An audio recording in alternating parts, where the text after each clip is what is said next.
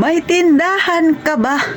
Naranasan mo na bang malait ka dahil sa itsura mo, dahil bising-busy ka? Sabi nila, ano ba yung itsura mo nung nagtatrabaho ka? 'Di ba? Talaga namang malinis kang tingnan. Ngayon kung saan mayroon ka ng sariling negosyo, nasa bahay ka lang, bakit na losyang ka na? Yan ang sabi ng kaibigan mo na buhay mo lang ang binabantayan niya. Gusto mo bang malaman kung anong mga nangyari sa mga may tindahan? Ano ang nararanasan nila bago mo husgahan ang isang tindera? Abay, huwag mong kalimutang mag-subscribe ka na kay Ate Tintin. At ikaw naman na nanonood sa akin, ha, kung ikaw ay nakaka-relate dito dahil buhay tindahan, alam mo na ang mga nangyayari sa atin, huwag kang mahiya, ha. I-like ang video ni Ate Tintin, paki-share na rin mga kasari kung hindi kayo busy. Kaya, tayo nang mag-chismis. Isa ka ba sa nalait din, Sisi? Bakit? Kasi daw nung nagtatrabaho ka pa, dating empleyado ka pa, naka-makeup, naka-postura, maayos, tapos malinis, di ba? Ngayon, na may tindahan ka na, pag nakikita ka ng kaibigan mo, dahil ilang kanto lang ang lamang niya, ang lamang ng bahay nila sa'yo, dadaan sa tindahan mo, ang itsura mo parang hindi ka pa naghihilamos. Bago kayo tumawa, ha, ito yung tunay na buhay ng isang tindera. Talaga naman yung isang tindera, minsan hindi pa yan nakakaligo, nagbubukas na ng tindahan. Bakit? Naghahabol ng benta. Bakit? Dahil inaalala niya ang mga customer niya na maaga ding gumigising, maaga ding maghahanda, maagang bibili. Siyempre si tindera kahit hindi pa nakaligo, magbubukas yan para sa kanyang customer. Pangalawa, ano ba ang mas pipiliin mo? Yung maganda kang tingnan, malinis kang tingnan, pero wala kang pera?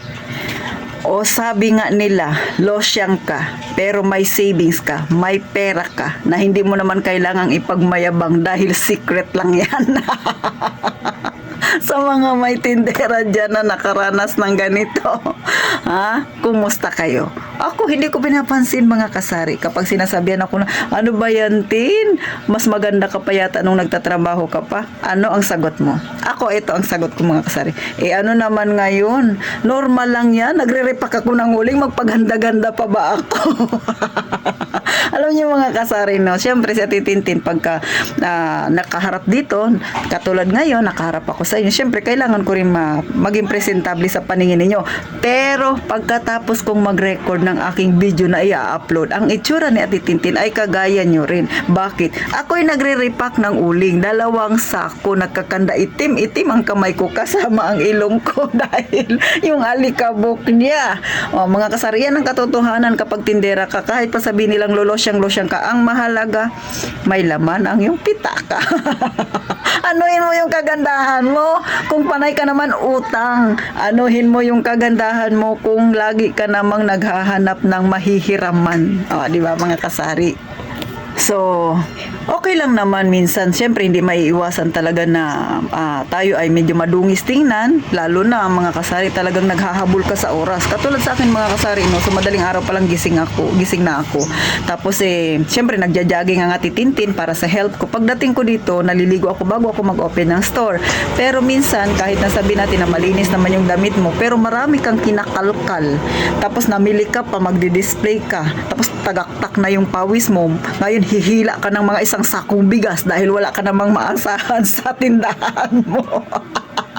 Buhat-buhat mo o kaya hila-hila mo isang sakong bigas. Sa tingin mo, kailangan mo pa bang magpaganda kung yung bigas ang hila-hila mo isang sako? Katulad sa akin, namimili ako ng uling, nagre-repack ako, magpaganda-ganda pa talaga ako na uling naman yung kaharap ko. Kaya itong mga kaibigan natin na yung itsura lang natin ang tinitingnan. Ikaw na may tindahan, ikaw ba ay pag sinasabihan ng ganyan, nababalisa ka? Ako hindi, kasari, inahayaan ko sila. Hindi ako yung saping tipong sa itsura masyadong maarte. Ang mahalaga sa akin, makapagtinda ako. Ang mahalaga sa akin, maiayos ko yung paninda ko para maging presentable sa customer ko. Ang mahalaga sa akin, may kita ako, may pera ako, may ipon ako. Hayaan mo yung itsura na yan. Bago ka na lang mag-ayos, pag natapos ka na maglinis, ganyan ka rin ba, Sisi? parehas tayo, huwag kang mag-alala. So, mga kasari ha, huwag niyong intindihin yung mga sinasabi nila. Kung sinasabihan ka na, nalosyang ka na, may tindahan ka, nakakalosyang pa rin tindahan. Ano ngayon? Bakit? Ang mahalaga, hindi ka naghihirap. Meron kang pinagkukunan ng kabuhayan mo at may ipon ka. O, diba? So, sa mga may tindahan diyan, nakagaya kay Titintin, hindi alintana kung nagkanda uling-uling na yung itsura niya, nagkanda pawis-pawis na, diba mga kasari? Sa totoo lang nakakapagod talagang buhay tindera. Pero, dahil ito yung ginusto mo, dahil dito ka masaya, wala kang pakialam sa sasabihin nila. Ang mahalaga, syempre, puno ang pitak. So, hanggang dito na lang, sana napangiti kayo na Titintin, na inspired yan yung iba, mga kasari. Ito ay simpleng kwentuhan lang. Nagpapalakas ako ng loob ng iba dyan na kapag nakakarinig. Kasi sa totoo lang mga kasari, merong ibang tao na pag nasasabihan ng ganyan, medyo masakit yung damdamin nila. Kasi syempre, nakukumpara yung itsura nila noon nung nagtatrabaho sila. Ngayon na may tindahan na sila. Pero, mga kasari, kung sa tingin ninyo, mas kumikita kayo sa pagtitindahan, huwag niya intindihin niya itsura na yan. Ang intindihin nyo, may laman ang sikmura ninyo. At saka, wala naman silang ambag sa atin. Bakit mo sila papansinin, ha, mga kasari? Kaya, syempre, tayong mga may tindahan, tayo rin ang magpapalakas sa bawat isa. Kaya, kung may naririnig kang ganyan, pabayaan nyo sila. Ang mahalaga, may ipon ka. Hanggang dito na lang. Sana napangiti ko kayo, mga kasari, sa habang nanonood kayo kaya Titintin. Mga kasari, gaya nga ng palagi sinasabi na Titintin, mag-iingat tayong palagi, mga kasari.